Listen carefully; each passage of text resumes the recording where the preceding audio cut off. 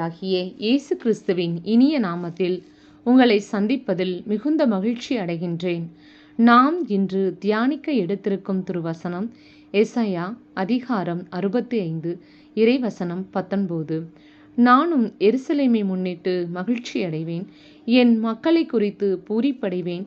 இனி அங்கே அழுகையும் கூக்குரலும் ஒருபோதும் கேட்கப்படா. நாம் தியானிப்போமா? இயேசு கிறிஸ்துவின் அன்பும் சமாதானமும் உங்கள் உள்ளத்திலும் இல்லத்திலும் என்றும் குடிகொள்வதாக. இஸ்ரவேலை ஆசிர்வதிப்பதே என் விருப்பம் என்றுரைத்த நம் விண்ணக கடவுள் இன்றும் என்றும் என்றென்றும் நம்மை விசாரிக்கிற தகப்பனாய் உள்ளார்.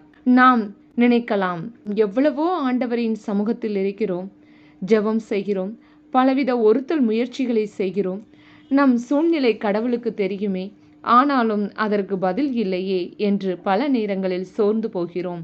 ஆனால் அப்படி இல்லை பிரியமானவர்களே. கடவுள் நினைத்திருந்தால் இஸ்ரேல் மக்களை ஓரிரு நாட்களில் பாலும் தேனும் பொழிகின்ற கானான் தேசத்திற்குள் உட்பிரவேசித்திருக்கலாம். ஆனால் அவர் அப்படி செய்யவில்லை. 40 ஆண்டுகள் ஆண்டவர் அவர்களை போதித்து வழிநடத்தினார்.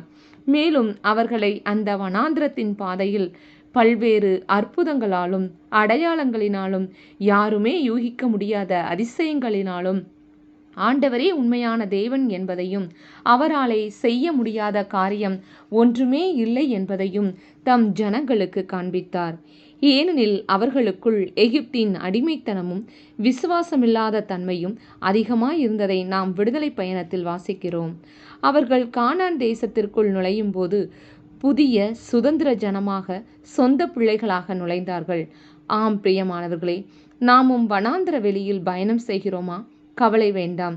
இந்த வனாந்திரத்தில் பாதையில் நாம் அதிகமாய் போதிக்கப்பட்டிருக்கிறோம். நம் அன்பர் இயேசுவின் கரம் நம்மை அதிகமாய் தாங்கியதை நாம் உணர்கிறோம். இதுதான் அவருடைய பிள்ளைகளாகிய நமக்கு அவர் காட்டும் பேரன்பு. இந்த வாழ்வு நிரந்தரமல்ல. நாம் பாலும் தேனும் பொழிகின்ற கானானுக்குள் நுழைவதற்கு நாம் ஆயத்தமாக்கி கொண்டிருக்கிறோம். எனவேதான் எசாயா 65:19 உரைத்தபடி நம்முடைய அழுகையும் கூக்குரலும் மாற்றப்பட்டு ஆனந்த களிப்புடன் ஆகாய விண்மீன்களைப் போல் நாம் பெருகி ஆசீர்வாதமாய் இருப்பதை நம் கண்கள் மட்டுமல்ல, வேற்று கண்களே நோக்கும். நாம் ஜெபிப்போமா? எங்களை தாயும் தந்தையுமாய் வழிநடத்தும் எங்கள் அன்பின் பரலோக பிதாவே, இந்த நாளுக்காக நன்றி செலுத்துகிறோம். எங்கள் தேவையை பார்க்கிலும் நீர் பெரியவர், எங்கள் சூழ்நிலையை காட்டிலும் நீர் உயர்ந்தவர். எங்களுக்கு வரும் தீமையை கூட நன்மையாய் மாற்றுகிற தேவன் நீர். எங்களுக்காக எல்லாவற்றையும் செய்து முடிக்கிற தகப்பன் நீர். எனவே எந்த சூழ்நிலையிலும் அன்பை மறவாமல் உம்மையே நோக்கி பார்க்கவும், அன்பில் என்றும் நிலைத்திருக்கவும் கிருபை அளித்தருளும்.